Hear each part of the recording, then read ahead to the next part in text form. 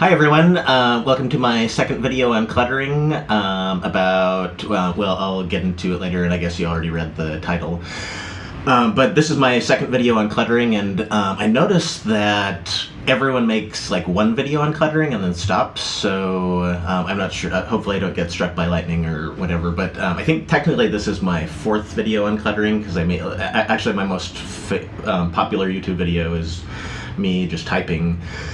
I don't think it even has any sound, and but so I don't know if that technically counts as a video on cluttering. And then then I made a video for some conference or something, and it's on some tape in a storage room in Utah. And I don't know if anyone even has a copy of that. But anyway, this is the second one in my series. So. The biggest thing is that PWC is an acronym, and nobody is asking to be called an acronym. Nobody's saying, "Hey, call us an acronym! Call us an acronym!" Like, you don't see anyone ever like chanting, picketing. Like nobody ever is asking to be called an acronym. So that's the biggest problem with it. And the second biggest problem is SLPs are taking probably everyone's confused with this, because clutters are probably saying, what's a PWC? And SLPs are saying, wait, I thought I was being sensitive, and so why is this guy saying stop being sensitive? Well, the whole problem with acronyms is that you don't use acronyms to be more understood. The reason you use acronyms is to be part of a cool cliquish group. So you're not actually using acronyms for the benefit of your listener, unless your listener is in your group. So like if you're with your family, or if you're with like I'm in IT, so this happens a lot. Like IT people throw out acronyms, and we think it's cool, but the big part of that is that nobody outside of IT understands what the IT people are talking about. So one of the things they train us in IT when we talk with the outside world is stop using any acronyms. So basically, acronyms make SLPs, and I guess I should say speech language. What does SLP stand for? Speech Language Pathologists. So acronyms make speech language pathologists sound cool, especially when speech language pathologists are talking to each other, but they don't actually help people that are listening to the speech language pathologists understand what they're talking about. And the biggest one of the big things it does is it dehumanizes people, and so it's kind of ironic, because the P in PWC or PWS stands for person. So kind of the theory is, let's put the person in what we're talking about. But then you dehumanize it by taking the person out and putting a P instead of the person, and then make it super cliquish, so that only you and your SLP friends can understand what you're talking about. So when you use PWC and PWS, you're not actually helping, you're dehumanizing the people that you're talking about. So stop it. Don't use PWC. And I understand how calling someone a person who stutters, or a person with stuttering, I understand how that is like I understand from the stuttering standpoint how that kind of evolved and came about. But with cluttering, it's totally different. So don't use PWC. It's a really bad acronym, and it doesn't like, if you want to say person with cluttering, that's okay, but just let me take a drink and get back to my point, if I can remember it. Okay.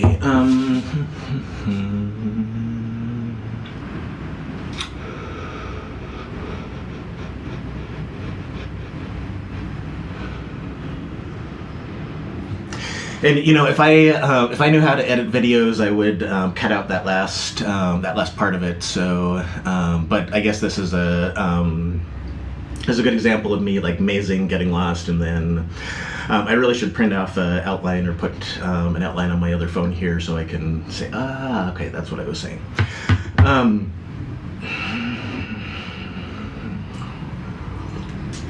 Okay, so my point that I just remembered is I read this thing about like there's this term for it. It's about like so if there are two people that like are missing an arm, and one person has been missing an arm since birth, and one person like lost their arm 2 years ago, then generally the person who has been missing his arm since birth isn't going to be sad about it because that person doesn't know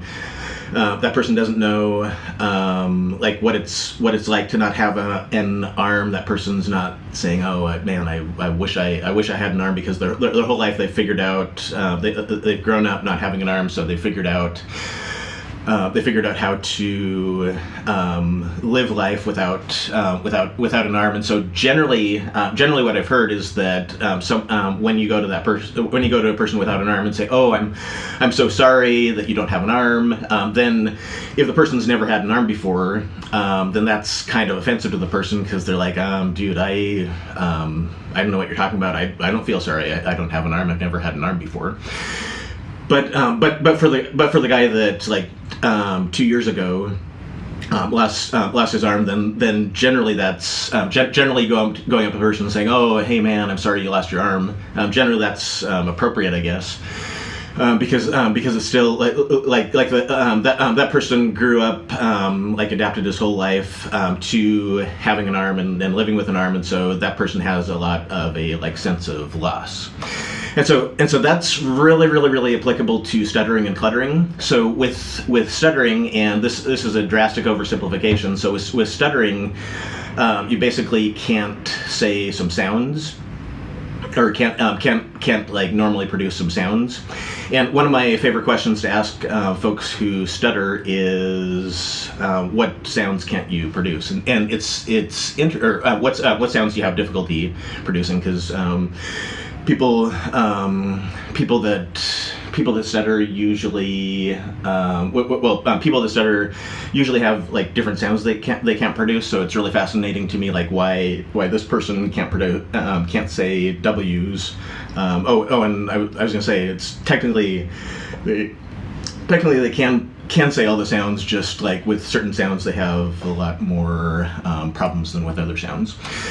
So the interesting thing about stuttering is that pretty much anyone that stutters has like 2 or 3 hot sounds, and maybe like five sounds, 2 or 3 hot sounds that they're like, I hate saying words with W's, or I hate saying words with S's, or I hate saying words with L's, whatever their particular thing is that they have a hard time saying.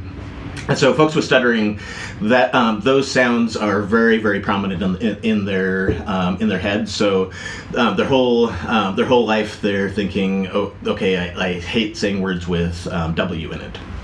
And again, that's a drastic oversimplification of stuttering.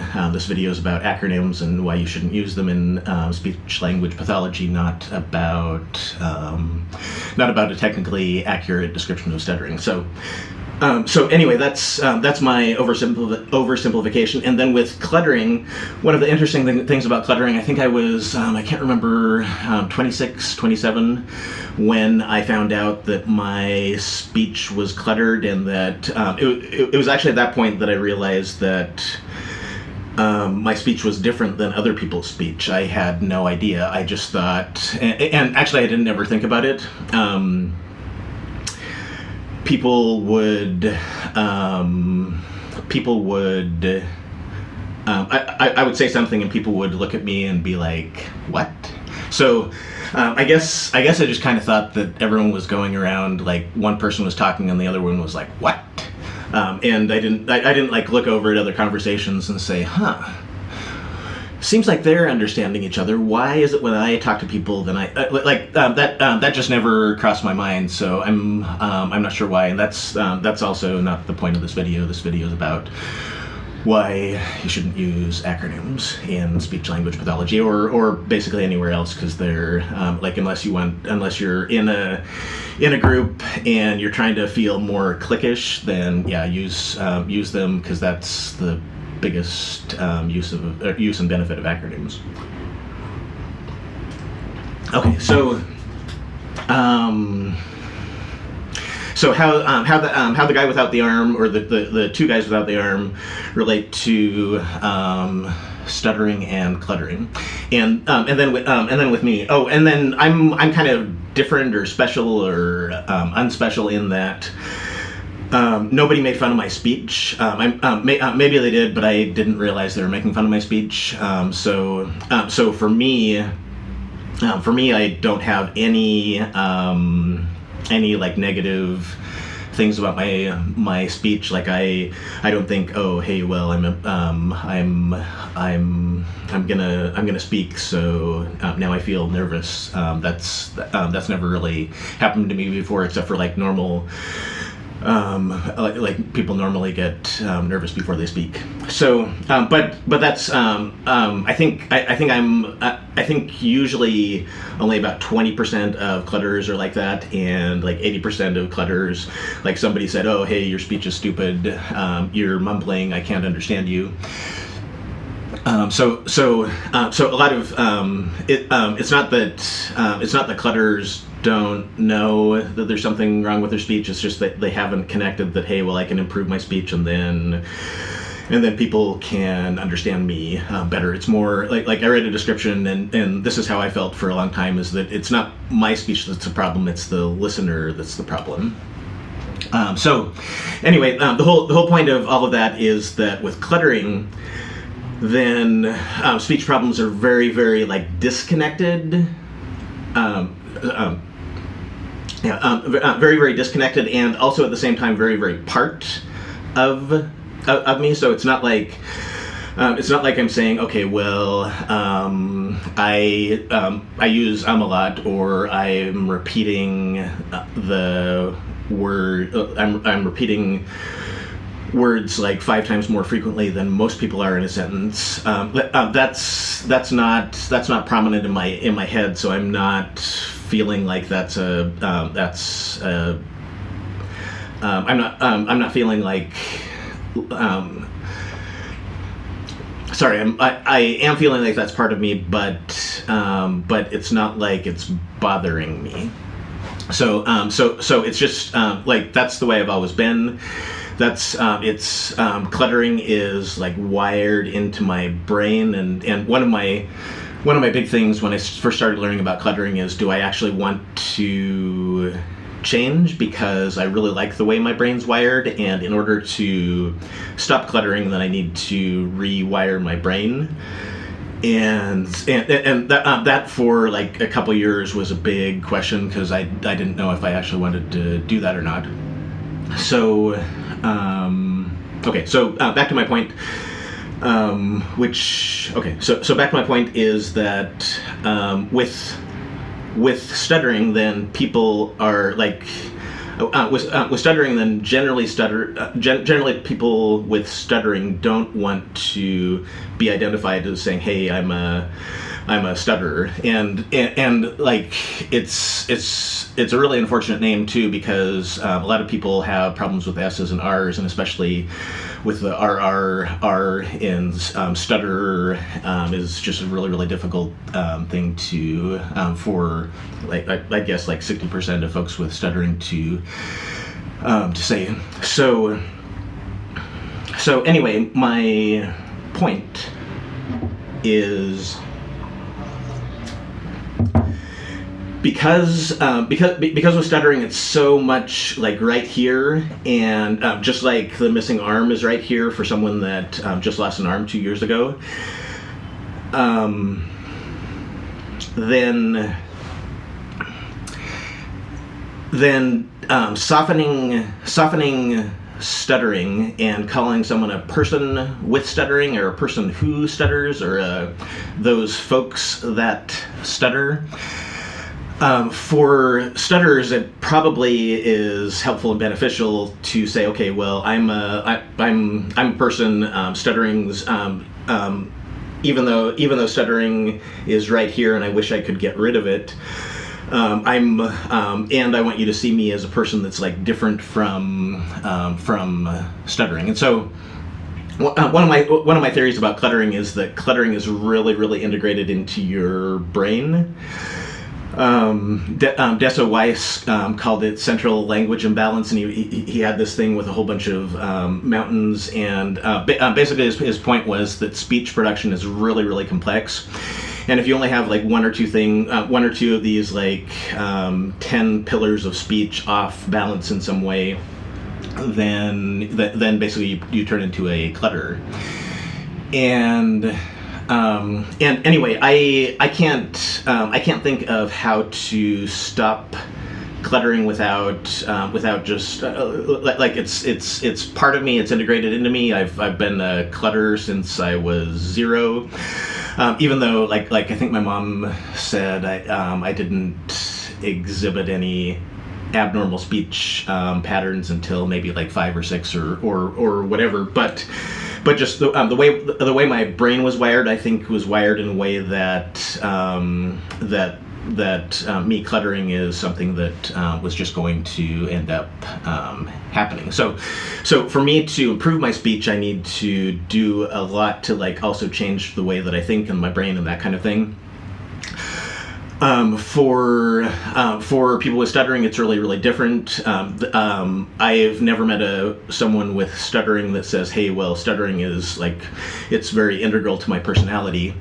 It's more like, "Hey, well, I can't stand that I can't say R and W, and I really want to figure out how to stop it, and then stop all the secondary behaviors like blocking, so that I just get rid of it." So anyway, hopefully that'll make sense. And the biggest thing about this is please stop calling us PWCs. It's a really bad acronym, and acronyms are bad anyway. And if you're trying to call someone a person, don't call someone a P. Please stop it. So thanks very much, and thanks for watching my rant, and I will talk to you soon.